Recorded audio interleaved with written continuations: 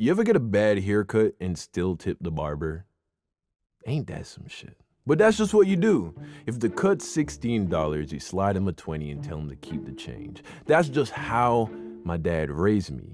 You always tip the barber, and that's just because you want a good relationship with the man that cuts your hair. There are 3 men in every man's life that you want a good relationship with: your father, your coach, and your barber.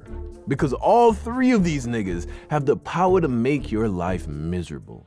See, Pops, he can whoop your ass, ground you, not give you money. He has a lot of power. Your coach, he can bench you for the whole season and have the whole school looking at you like you a scrub. And your barber, oh man, the barber, he can be the difference maker for whether or not you're gonna talk to that girl in the hallway.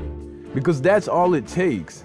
A bad fade or a shitty tape can ruin your entire game. Because what does your ability to talk to girls hinge on? A good haircut? No. Confidence.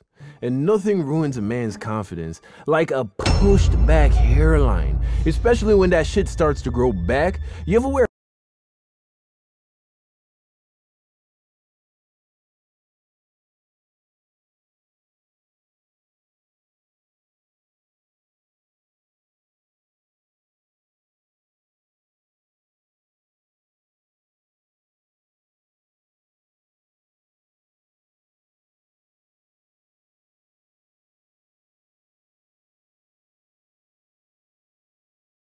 a hat for like a week just to give your hairline a chance to recover from the massacre that is a pushed back hairline?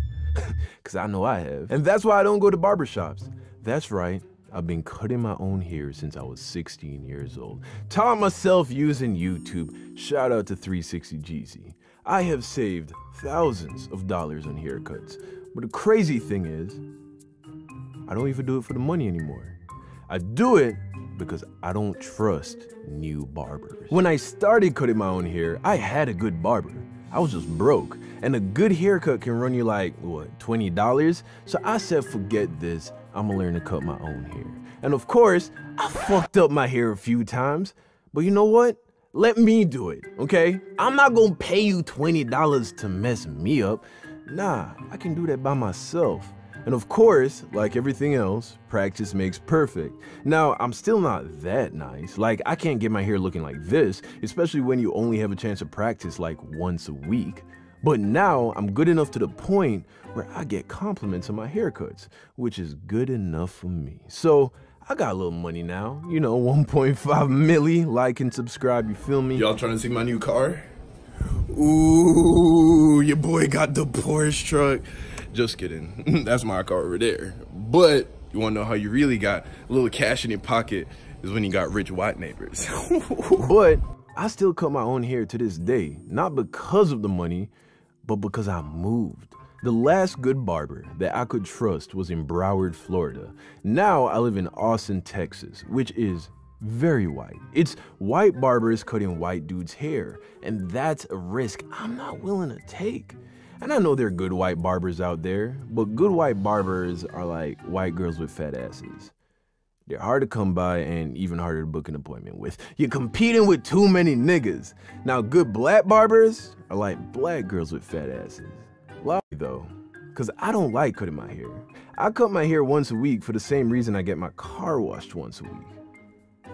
Bitches, duh, I know you saw that coming, right? But I did take a chance recently though. A few months ago, I found this one black barber shop. It's not really near me, it's in Pflugerville, which is a whole city over. But they did have some cold barbers, like they was nice. I checked out their Instagram. But these dudes were in such high demand that none of them were taking new clients. None of them, except for one. Now, he was black, but there are plenty of bad black barbers. So I was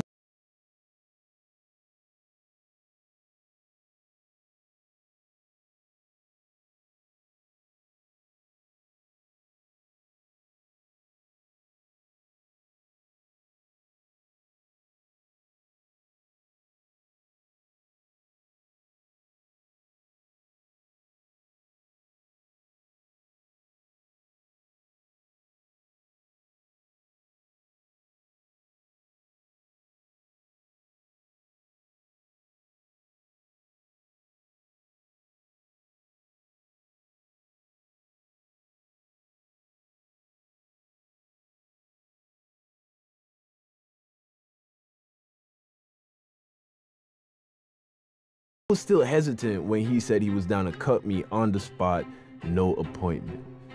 That was a bad sign to me. Everybody else is booked till fucking next year and you're just sitting here on your phone. Now, that alone didn't mean he was gonna be bad. Apparently, he just started working at this shop. Maybe he hasn't built up a clientele. So I asked him if he had any pictures. That was bad sign number 2.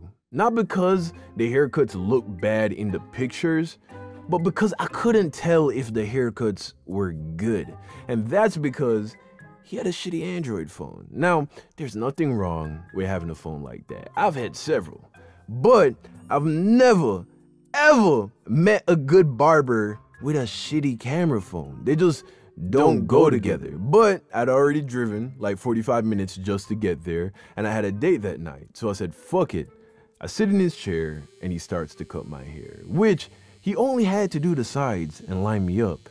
So we get to talking, and he tells me that he's been cutting hair for like 13 years, how being a barber has got him off the streets, he used to sell drugs, gangbang, you know, hood nigga shit.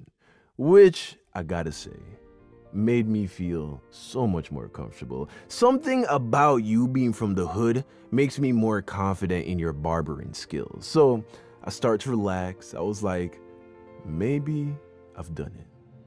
Maybe I finally found my guy. So he finishes up, turns me around to look in the mirror. I look at myself, and I could only think one thing.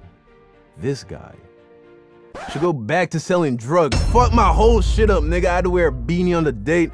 Never went back. You wanna know what the worst part about it was? I still told that nigga to keep the change, man. Thank you for watching the video. I hope you liked it. Make sure to like the video if you did. And don't forget to subscribe. Hit that notification bell so you never miss a video. You never know when I'm gonna drop, man. Could be in 4 days, could be in 4 weeks. This shit